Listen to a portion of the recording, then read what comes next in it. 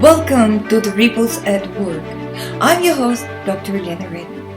Ripples at Work is an online initiative that aims to trial and refine a new educational model with the goal of establishing an online knowledge production tournament, Ripples at Work Games. In the last 3 videos, we took a deep dive into the operational system of the Ripples at Work model, which boils down to the cultivation of the individual agency of the learner. We established that an individual agency may serve, metaphorically speaking, as a self-designed life-saving raft used in the complex, changeable, and extremely competitive conditions of modern life. Rafting can be thought of as a system that includes not only the raft, a solid platform of individually constructed knowledge, but also the skills with which an individual uses this knowledge to benefit others and themselves. We discussed how new information is anchored and moored within the cognitive structures of an individual, but our metaphor of rafting also implies movement, the active searching for knowledge. In this and the next videos, I will explain this aspect by describing the logistics of the Ripples at Work system of learning.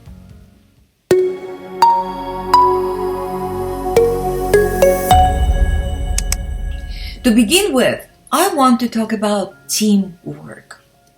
5 learners in a learning group seems to me an appropriate number for the productive collaboration of people who have different interests and skills.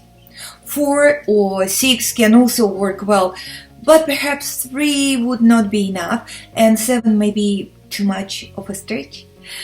However, in certain circumstances, either can be justified and may even be efficient.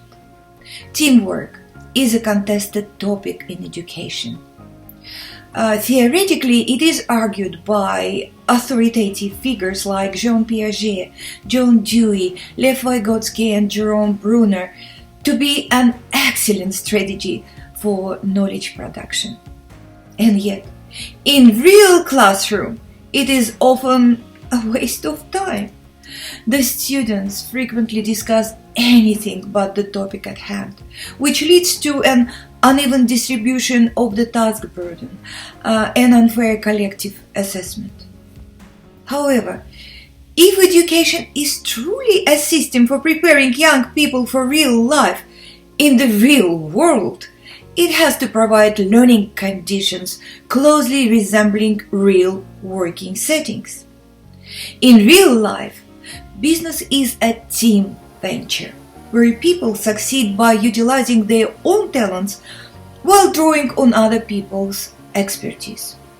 Again, as with individual differences or the 4 C's learning dimensions, which we discussed in the previous videos, the need to develop teamwork skills is recognized by formal education as essential. And that is why group learning is meant to be incorporated into the curriculum. But once more, with a standardized approach, group learning is simply nonsensical. In the end, the grades of the learner are the results of a solo game.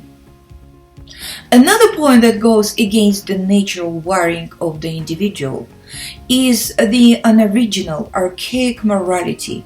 You can't do only what you like doing. You must learn to like doing what everyone else has to do. This results in the dwindling of individual interest and triggers an "I don't care" attitude. As we learned when discussing individual cognitive adaptation, the path of submission is not the way to complete a full cycle of learning. The data that has entered the cognitive structures without being moored by some sort of affinity nodes is there just in transit. However, even if there is not an open gate, so to speak, within the cognitive structures of an individual to welcome the new information in, the preliminary anchoring that comes with an individual curiosity still can open a crack for some of this information to slip in. The more the learning task interests a student, the more likely it is that connections will emerge between aspects of their existing knowledge and the new information. And this may finally result in the replacement of temporary anchoring with a lasting mooring. So the principal question that every student has to answer when getting started with a Ripples at Work learning task is, what am I good at that I also like to do that may contribute to the group project? This, by the way, the main question that every job applicant must answer. And why not start developing the savvy for answering this life-essential question during the formative years?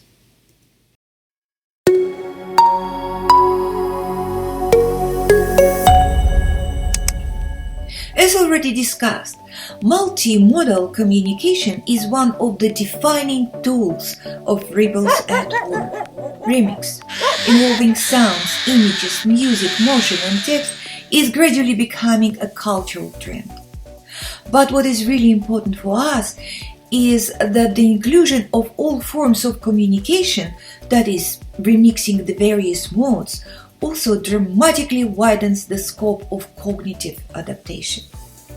Using the vocabulary of Ripples at Work, multimodality provides new ways for letting in, anchoring and mooring new information, and also for presenting new understanding in a collectively produced way. For example, the connection between music with science can be a very effective anchor for some students by sparking their previously non-existent interest in science. Have you heard about the actress Hedy Lamarr and composer George Antheil, who during the Second World War, having no formal education in physics, synchronized a miniature player piano mechanism with radio signals? This resulted in the invention of a device that prevented radio-controlled torpedoes from being sent off course. That is such an amazing case in point. And there are numerous examples of architects, designers, and artists who were also passionately involved in their exploration of science, mathematics, or engineering. You could begin the list with the great Leonardo da Vinci. Among contemporary artist-scientists is the amazing multidisciplinary designer Neri Oxman, who has pioneered the field of material technology. These short clips are from Neri Oxman's website. Another inspiring multimodal modern endeavor is the field of biomimicry, solving human problems by modeling nature. Here you see some examples of biomimicry designs. A tower that takes its inspiration from flower stamens. It's also zero carbon and produces its own energy. Solar cells designed to mimic the tiny scales of butterfly wings could improve efficiency in light harvesting. The bionic dome is modeled on the sea urchin, resulting in a structure that is lightweight as well as strong. So, disciplinary multimodality, remixing various fields and methods of investigation, leads to the use of multimodal communication, remixing text, images, sounds, and motions, and presenting those remixes with interactive diagrams, infographics, and installations. In Ripples at Work, multimodality is a strategic mechanism for covering what is implicit or invisible, that is, thoughts and mental images, into what is explicit, the physical embodiment of remixed words, images, sounds, touch, and movements. To this end, students create their individual document, a multi-paged and multimodal journal. This document incorporates individual critical reflections and traces individual progress in creating personal knowledge and acquiring skills in real-life circumstances. The multimodal journal is a document that accommodates writing with images, drawings, photos, diagrams, signs, and so on, writing with movements, videos and animations, and writing with sounds, interviews, nature sounds, music, and so on. Moreover, a multimodal journal presents a unique opportunity to improve teamwork learning by helping to avoid unfair assessment. It gives the teacher or supervisor an authentic document for objective evaluation of the student's individual engagement within a project, the generation of material for it, and critical evaluation of the activities involved in it. Through individual annotations, analysis, and responses to feedback, the assessor can see a clear picture of the progress of the individual and his or her contribution to the collective outcome. Thus, the final mark is given to the members of the group individually instead of being an unfair one-size-fits-all grade.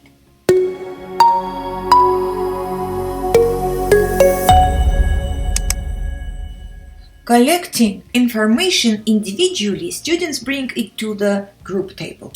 As they generate data, contrast and compare it individually as well as in a group, they begin to identify the unique individual tendencies of the people within the group and assign specific roles.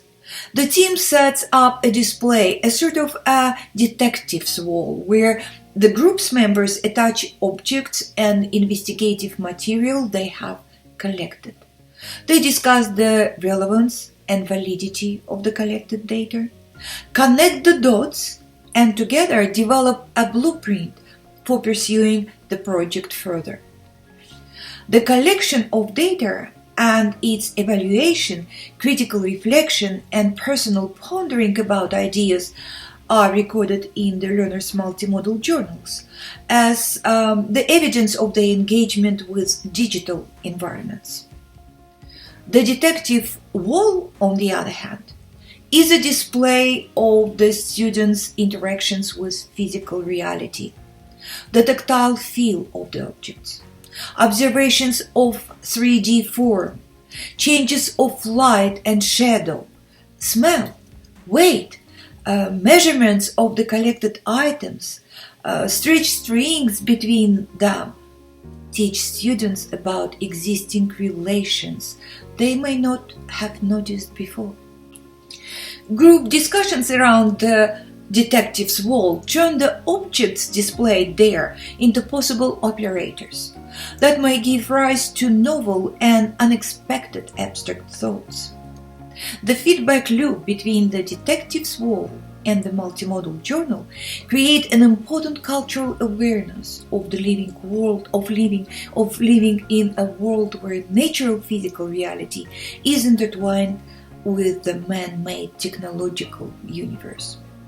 The significance of this awareness comes from the concern that in many young people's daily lives, the line between what is real and what is not is becoming increasingly blurred. If the project is conducted through the internet, the detective's wall is established online.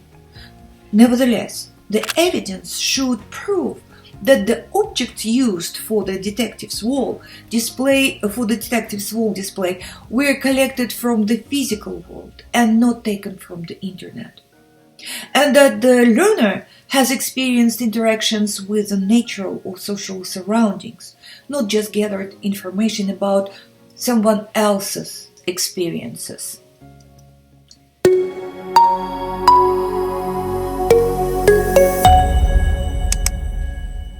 The role of the teacher or guide is essential in ripples at work learning.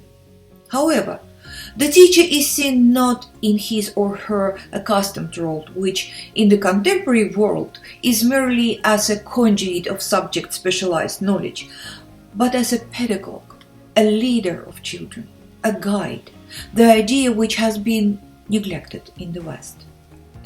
The teaching practice in the ripples at work model is referred to as pedagogy, guiding children through the process of knowing themselves in relation to the surrounding world. The pedagogue doesn't chew the knowledge for their students and spoon-feed them. He or she guides them to become sensitive in perceiving the feedback generated as a result of their interactions with the surroundings, differentiating valuable responses from those which may be in some way not so beneficial to the individual. Looking at their students' multimodal journals, the pedagogue critically evaluates collected and analyzed data, learning much more about his or her students than would usually be the case. The pedagogue carefully communicates his or her opinion to their students, and as a result, the close collaboration between a pedagogue and a student is being established. The pedagogue directs the students in the construction of new strategic questions and guides them towards valid and unique production of knowledge to cover the requirements of the learning task. In ripples at work, we have two types of assessment. The first is a formative assessment, completed by evaluating the individual multimodal journals. And the second is a final team outcome.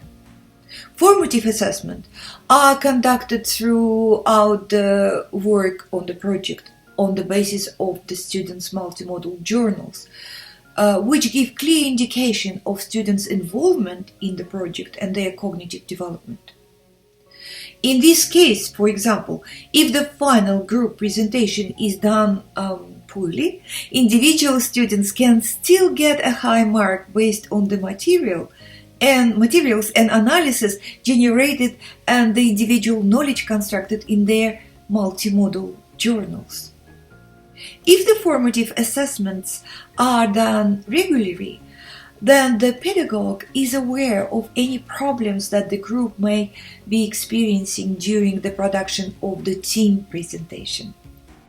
The pedagogue then makes a judgment based on the work that a particular student has done and the application of his or her individual agency while completing the team task.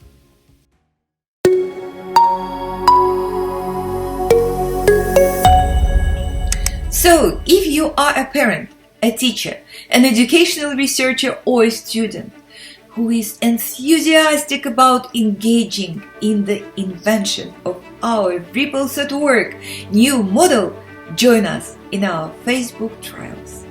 Visit the Ripples at Work Facebook page, where you can find printable pages that accompany each video.